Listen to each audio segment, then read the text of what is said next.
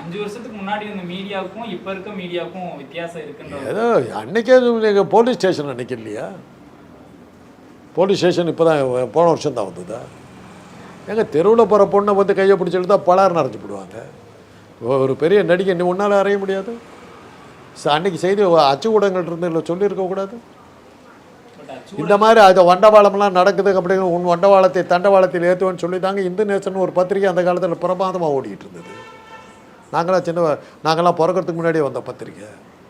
அவரை கொலை பண்ணி போட்டாங்க.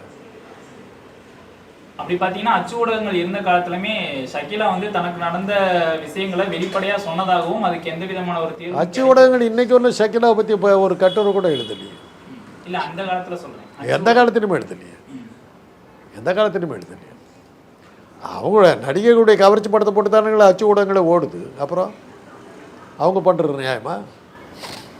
ஆனால் இதுக்கு முன்னாடி இருந்த நடிகைகள் சில்க் சுமிதாவாக இருக்கட்டும், அவங்களா இருக்கட்டும், அவங்களோட மரணத்துக்கு கூட அச்சு ஊடகங்களாக இருக்கட்டும், அந்த காவல்துறைகளாக இருக்கட்டும், இன்னும் அதுக்கான ஒரு தெளிவான விளக்கமோ தெளிவான ஒரு தீர்வோ கிடைக்கலையே சார். எல்லா மரணத்துக்கும் ஏதாவது ஒரு விளக்கம் அங்கே வந்து காவல்துறை கொடுக்கணுன்னாக்கா செத்து போனவங்களாம் முதல்ல காவல்துறையில் கொண்டு போய் வச்சுருங்க. அந்த பாடியை போய் எல்லாம் செக் பண்ணதுக்கப்புறம் சூடு எடுத்துகிட்டு போங்க. எங்கே யார் செத்தாலும் முதல்ல அங்கே கொண்டு போங்க.